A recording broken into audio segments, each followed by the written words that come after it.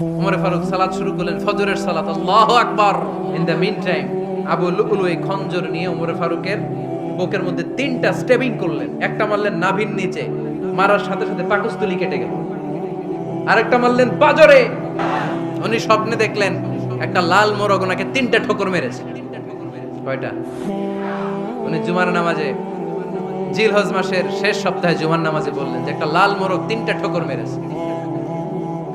মুগীরা ইবনে শুবা রাদিয়াল্লাহু তাআলা আনহুর দাস আবু লুলু আল মাজুসি, এই লোকটা খঞ্জর বানাতে পারতো। মুগীরা রাদিয়াল্লাহু তাআলা আনহুর দাস। মুগীরা প্রতিদিন 4 দিরহাম করে চার্জ করতো, যেহেতু দাস। সে এসে বিচার দিল, আমিরুল মুমিনিন, মুগীরা আমার থেকে বেশি টাকা চায়, জুলুম করে। ওমর ফারুক বললেন, তাই? তুমি কি কাজ জানো? বলে, আমি খঞ্জর বানাতে জানি। বাড়ি কই? পারস্য। আরে তুমি খঞ্জর বানাতে জানলে তো 4 দিরহাম অনেক কম, সে তো আরো বেশি টাকা নেওয়া দরকার ছিল তোমার থেকে। আবু লুলুর এই কথা পছন্দ হয় নাই। সে কয়, ওমর তুমি সবারে দয়া দেখাও আর আমার ক্ষেত্রে কঠিন নিয়ম বানাইলা, দাঁড়াও এই নিয়ম তোমারে আমি দেখাবো। এই রাগে সে বাড়িতে যে একটা খঞ্জর বানালো। কি বানালো? খঞ্জর চিনেন? ছোট্ট ছুরি। কিছুদিন আগে ওমানের সুলতান কাবুস ইন্তেকাল করেছে, জানেন আপনারা? ওনার এই কোমরের মধ্যে খঞ্জর থাকতো, ছবিতে দেখছেন? আরব শায়েখ যারা সুলতান আমির, কোমরে কি থাকে? ছোরা থাকে, খঞ্জর। সে বাসায় যে একটা খঞ্জর বানালো, যে খঞ্জরের 2 মাথা, লাহু রাসান ওয়া মাকবাদাতুহু ফি ওয়াসাতি, আর ধরার হ্যান্ডেলটা মাঝখানে, এদিকেও ছুরি এদিকেও ছুরি, যাতে এইভাবে মারা যায়। সে ধার দিতে লাগলো আর বলল, ওমর দাঁড়াও, তোমারে আমি দেখাবো।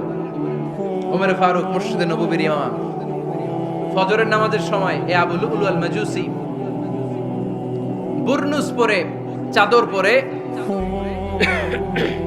লুকিয়ে লুকিয়ে, সে অগ্নি উপাসক, মুমিন নয়। ওমর ফারুক অ্যাটাক করার জন্য গেলেন মসজিদে নববীতে। ওয়াকানু ইউসাল্লুনা বিগালাস, তখন ওনারা অন্ধকারে নামাজ পড়ত।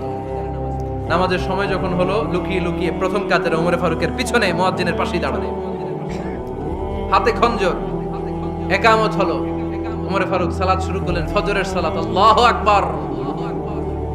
নামাজ শুরু করলেন, সূরা ফাতিহা বললেন। আরেকটা সূরা যখন পড়তে যাবেন, in the mean time Abu Lulu এই খঞ্জর নিয়ে ওমর ফারুকের বুকের মধ্যে 3টা স্টেবিং করলেন। একটা মারলেন নাভির নিচে, মারার সাথে সাথে পাকস্থলী কেটে গেল। আরেকটা মারলেন পাজরে, পাজর ছিঁড়ে গেল। 3টা মারার পরে ওমর ফারুক বললেন, কাতালানি আল কাল, এক কুকুর আমাকে মেরে ফেলেছে। পেছন থেকে এক সাহাবীকে টান মেরে সামনের দিকে নিয়ে গেলেন, তুমি নামাজের ইমামতি করাও। আর ওমর ফারুককে বাকিরা ধরাধরি করে পেছনে নিতে আরম্ভ করলেন। আর এই আত্মাই আক্রমণ যে করেছে, সে কাতারের মাঝখান দিয়ে যেতে আরম্ভ করলো আর 2 দিকে ছুরি মারতে আরম্ভ করলো। 13 জন সাহাবীর গায়ে ছুরি মেরেছে, 7 জন সাহাবা স্পট ডেথ, জায়গায় মৃত্যু। এই ভয়ঙ্কর অবস্থা দেখে এক সাহাবী বুরনুস, এক ধরনের জুব্বা আছে মাথাওয়ালা, অনেকে জ্যাকেট পরছেন না এরকম মাথাওয়ালা, লম্বা জুব্বা আছে, আরবরা শীতে পরে মাথাওয়ালা।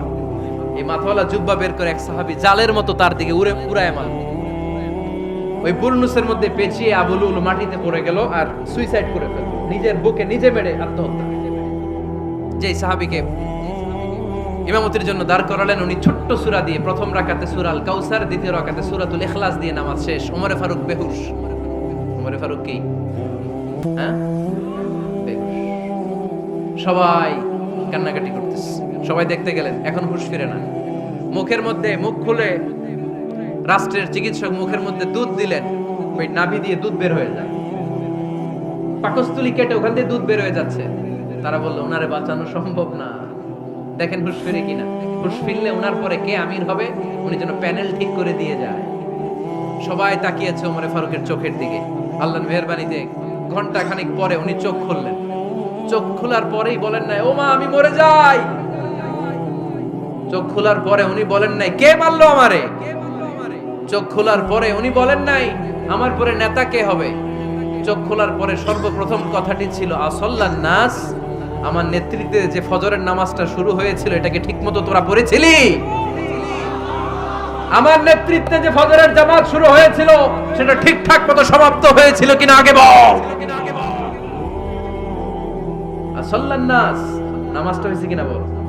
সুবহানাল্লাহ কইতে পারলেন না? This is Omar, hour super hero. নেতা অনেকগুলো লাগে না, এরকম নেতা একটাই যথেষ্ট যে গোটা বিশ্বকে কাঁপায় দিতে পারে। চিল্লায় বলো ঠিক কিনা? আমরা চাই আমাদের ছেলেগুলো ওমরে ফারুকের মতো বড় হোক। আমরা চাই আমাদের ছেলে মেয়েগুলো খাব্বাব, খুবাইব, সাইয়েদনা আলী, উসমান, আবু বকর রাদিয়াল্লাহু তাআলা আনহুর অনুসরণে বড় হোক। ঠিক কিনা? আমরা একটা ওমর চাই যিনি আমাদেরকে সালাতের শিক্ষা দিয়ে গিয়েছেন, ইন্তেকালের আগে বলেছেন সাল্লান নাস। এজন্য আমরা যেন নামাজ কখনো নষ্ট না করি। আল্লাহর জমিনে দিন বাস্তবায়ন আসাদ্দুহুম ফি আমরিল্লাহি ওমর রাদিয়াল্লাহু তাআলা আনহুর মতো এত কঠোর কেউ ছিলেন না। তাই দিন বাস্তবায়নে আমরা যেন কাউরে ছাড় না দেই। সবার আগে আল্লাহর দিন, সবার আগে আল্লাহর কোরআন, সবার আগে আমার ইসলাম। ঠিক কিনা? চাইলেই কেউ এদেশ থেকে ইসলামরে মিটাই দিতে পারবে না। যে দেশে আল্লাহু আকবার ধ্বনির সাথে সাথে সূর্য উঠে যায়, আল্লাহু আকবার ধ্বনির সাথে সাথে সূর্য ডুবে যায়, সে দেশে আর কিছু থাকবে না থাক আমার ইসলাম থাকবেই, আর কিছু থাকবে না থাক আমার কোরআন থাকবেই। সে ইসলামের সাথে থাকতে রাজি আছেন তো? কোরআনের সাথে থাকতে রাজি আছেন তো?